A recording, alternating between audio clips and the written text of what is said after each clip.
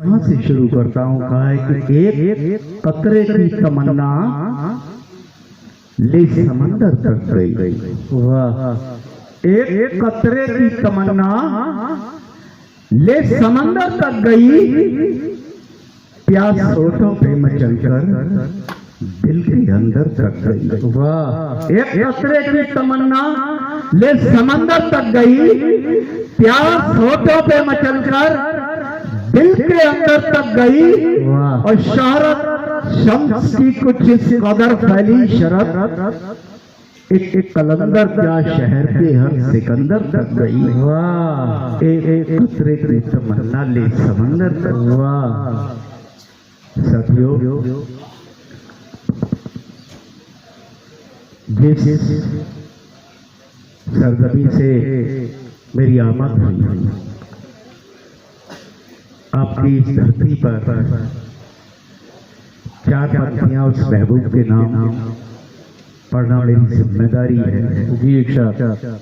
जिस हिंदी खड़ी बोली को उसने सजाया, सफर यहां से शुरू करता हूं। कहा है कि कभी विरह के गीत लिखे, हिलाल भाई सुनिएगा, कि कभी विरह के गीत लिखे, कभी छंद लिखे खुशहाली के, और दहली में जो दफ्न हुए वो खुसरो थे पटियाली के। वाह वाह वाह। कभी विरह के गीत लिखे, वाह वाह वाह, कभी छंद लिखे खुशहाली के, और दहली में जो दफ्न हुए वो खुसरो थे पटियाली के। और उनकी अमर लेखनी ने हमको वो आधार दिया कि हिंदी की कश्ती को जिसने उर्दू का पतवार दिया। वाह। और हो जाऊं कुर्बान अदब के गुलशन के उस माली के। वाह। दहली में जो दफ्न हुए वो खुसरो थे पटियाली। वाह वाह। साथियों, एक उस श्रद्धा सुमन उस खड़ी बोली के पहले कवि के नाम, और यहाँ मेरी जो बहनें बैठी हैं, सफर यहां से शुरू करता हूं कि शब्द छोटा इस जगत में इस कदर देखा नहीं। वाह। कि शब्द छोटा इस जगत में इस कदर देखा नहीं, राह में माँ से बड़ा भी हम सफर देखा नहीं। वाह। कि शब्द छोटा इस जगत में इस कदर देखा नहीं, राह में माँ से बड़ा भी हम सफर देखा नहीं, और हाथ चरणों पर गए तो मिल गया दिल को सुकून, माँ जगत में देख ली है ईश्वर देखा नहीं। वाह। राह में माँ से बड़ा भी सफर। और जब माँ की बात है तो महसूस करिएगा कि जिनके माएँ नहीं,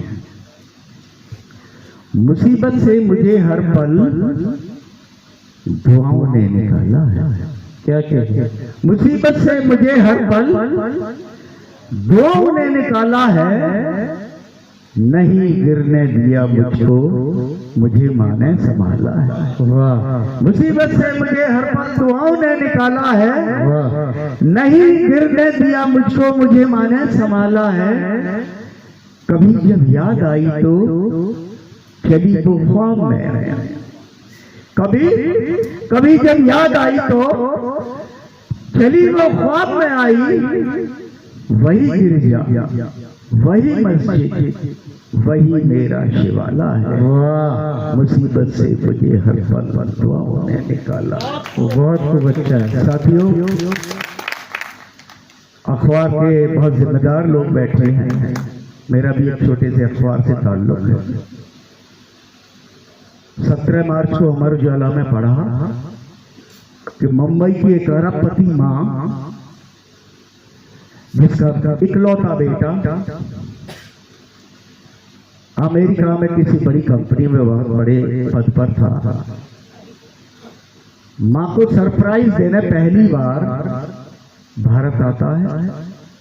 मुंबई पहुंचकर जब बैल बजाता है, कोई आहट नहीं, दस्तक देता है, कोई सुबुगाहट नहीं, पुलिस को लाकर जब किवाड़ तोड़कर घर में अंदर जाता है, बेड पर माँ नहीं, माँ की लाश नहीं, एक कंकाल लेटा था। तब कहना चाहता हूं कि तेरी सुनी जिंदगी में वाह वाह वाह, जिसने उजाले कर दिए, क्या कहने, कि तेरी सुनी जिंदगी में जिसने उजाले कर दिए, अपने मुंह के सब निवाले तेरे हवाले कर दिए। वाह, तेरी सुनी जिंदगी में जिसने उजाले कर दिए, अपने मुंह के सब निवाले तेरे हवाले कर दिए, और दर्द का एहसास लेकर मर गई विश्वास में। तूने उस आंखों अभागी रोटी के लाले कर दिए। वाह, सुनवा जिंदगी में जिसने उजाले, अपने गांव का दर्द जो गंगा आपके यहां से मेरे शहर में पहुंचती है, वो दर्द जब हमने गंगा वासियों का देखा था, अखबार के नाते जहां जहां वहां जाना हुआ, चार पंक्तियां आपकी अदालत में रखा हूं, सुनेगा। कहा कि मुफलिसी की गोद में जब जब बेबसी देखी गई, मुफलिसी की गोद में जब बेबसी देखी गई, रोटियों की जंग लड़ते जिंदगी देखी गई। तो मुफलिसी की गोद में जब बेबसी देखी गई, रोटियों की जंग लड़ते जिंदगी देखी गई, और कायद सूरज कर लिया है इस अमीर शहर में। छटपटाती झोपड़ी में रोशनी देखी गई। वाह वाह, किसी की गोद में जब बेबसी देखी गई। बहुत बहुत शुक्रिया। और एक छोटी रचना आपके बीच रख रहा हूं। कहा कि मैं चला था ले यहाँ पर सभ्यता के राह, अब दिखाना चाहता हूं उस धधकती आग को कि प्रकृति की अनुपम छटा है गांव के परिवेश में। वाह, छत के आयाम मिलते हैं मेरे देश में, ले चलूंगा मैं तुम्हें अमराइयों की छांव में। वाह, देखिएगा क्या बचा है अब हमारे गांव में। क्या कहने, और भूख से व्याकुल अभागा रोटियों को त्रस्त है, आदमी जो शामियाना में पड़ा है मस्त है। वाह, पूंजी पर शोषण करते हैं सदा मजदूर का, वाह, पास रहते हैं यहाँ पर रखते रिश्ता दूर का, क्या कहने, और जानते हैं कष्ट उनका फिर भी ये अनजान है। वाह कर्ज देकर पालते हैं उनके ये भगवान है। वाह, और वो जो मंदिर का पुजारी धूर्त है मक्कार है, देवता की अर्चना का सिर्फ उसे अधिकार है। और मस्जिदों में मौलवी का रौब तो जानिए, क्या कहने, मुस्लिमों पर धाक कितनी इसको भी पहचानिए। वाह, और मुखिया का बेटा जिस पे चाहे अपनी नजरें डाल दे। दोस्तों, एमएलए, एमएलसी, एमपी, चेयरमैन सबके चुनाव होते थे, मुखिया का कहीं कोई चुनाव नहीं होता। और मुखिया समाज का वो अभिन्न अंग है जिसके बिना हम सभ्य समाज की कल्पना नहीं कर सकते। तब कहना चाहता हूं कि मुखिया का बेटा जिस पर चाहे अपनी नजरें डाल दे, चारों पर झुग्गियों की टोपियां उछाल दे, और बाला कोई झोपड़ी में अगर सयानी हो गई, वाह, तो गांव भर के मंचलों की राजधानी हो गई। वाह वाह, मुखिया का बेटा जिस पर चाहे अपनी नजरें डाल दे, चारों पर झुग्गियों की टोपियां उछाल दे, और बाला कोई झोपड़ी में अगर सयानी हो गई, तो गांव भर के मंचलों की राजधानी हो गई। आदमी समझो लुटेरे 100 में 70 हो गए, हाल मेरे गांव के अब्बत से पत्थर हो गए। वाह, हाल मेरे गांव के अब्बत से पत्थर। बहुत बहुत शुक्रिया, बहुत खूब, जिंदाबाद, बहुत शुक्रिया। और अमजद भाई ने जिस अंदाज के लिए बुलाया, अब तक मैंने अपना मन रखने के लिए कुछ पंक्तियां पढ़ी। एक नज़्म हाजिर करता हूं, सुनिएगा। कहा कि उम्र भर जलता रहा वो जिंदगी के ताप से। जी उस्मान दर्जी की कहानी कह रहा हूं आपसे कि बकरी रंग की कोख से तिफल जो पैदा हुआ, हर शख्स उस मासूम पर गांव का शैदा हुआ कि नाम उसका मौलवी ने सोच कर रखा अमीर, धाम के हर वर्ष को रह बरी की उम्मीद। बस 4 दर्जे पढ़ के वो पड़ गया था खेल में, देखे दस्तक जा मिला था जिंदगी की रेल में।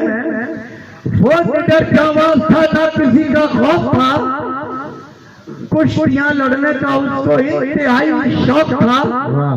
और उम्र की दहलीज पर वो नौजवान बढ़ने लगा, मुल्क की खिदमत का उसको भी नशा चढ़ने लगा कि शहर बनारस फौज में वो नौजवान दाखिल हुआ। चाहता था दिल में जो वो उसे हासिल हुआ कि फौज का माहौल यकसर उसके मन को भा गया और खूब ये किरदार से वो हमराहों पर छा गया। और होके ट्रेनिंग याफ्ता उसकी तैनाती हुई, छावनी के साथियों की 2 गुनी छाती हुई कि सन 62 में यकायक चीन ने हमला किया कि सरहदों की छातियों पर हर कदम नफला किया और तोड़कर आईन सारे जंग में वो आ गया। और अचानक काफिले के हमीद के टकरा गया कि मंजर से ना पूछिए लाशों से पटने लगा। अपनी सेना लेके दुश्मन पीछे को हटने लगा। उस जंग की खातिर सिपाही से नायक बन गया, दुश्मन से हर हाल में लड़ने लायक बन गया। और 65 की भी दास्तान सच कहूंगा आपसे, हिंद से लड़ने को जालिम चल पड़ा था पाक से, और सर से लेकर पांव तलक लोहे से भरपूर था। मंजिले मकसूद पर जालिम नशे में चूर था और सरहदों की छातियों पर धूल ही बस धूल थी। हिंद की सीमा में घुसना एक बयान भूल थी। और देखकर आलम वहां का हर मशर घबरा गया था जो लश्कर फौजियों का पाक से टकरा गया। और एक एक करके उसके साथी कम होते गए, दीवाने में भारती की गोद में सोते गए। और देखकर आलम वहां का मन ही मन रोने लगा, साथियों की मौत पर होश वो खोने लगा। इस तरफ है मुल्क की इज्जत, उस तरफ इस्लाम है। भला मेरे मुझको बता होना क्या जाम है। तब लाशों से आई सदा रूह तेरे साथ है, पीछे हटाकर दोस्त मेरे की मात है।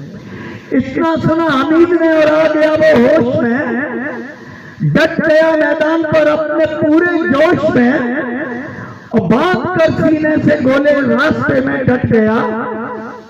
गुजरा वहां से कारवां गोला यकायक फट गया और टैंक के टुकड़े हुए दुश्मन दहशत छा गया। पाकिस्तानी खेमे में हर ओर मातम छा गया कि पीछे हटो बारूदों का जाल है। लगता है ये दुश्मनों की सोची समझी चाल है। और सो गया हमदम हमारा जंग के मैदान पर, हो गया कुर्बान आखिर वो वतन की शान पर। और मुल्क के हिंदुस्तान में जिसका बड़ा नाम है, उस अब्दुल हमीद को लंकेश का सलाम है। बहुत खूब दोस्तों, ये थे जनाबे लंकेश पटियालवी साहब। और जैसा कि फहरिस्त तवील होने के बाद हम सबकी गुजारिश ये रही कि इख्तिसार से काम लें।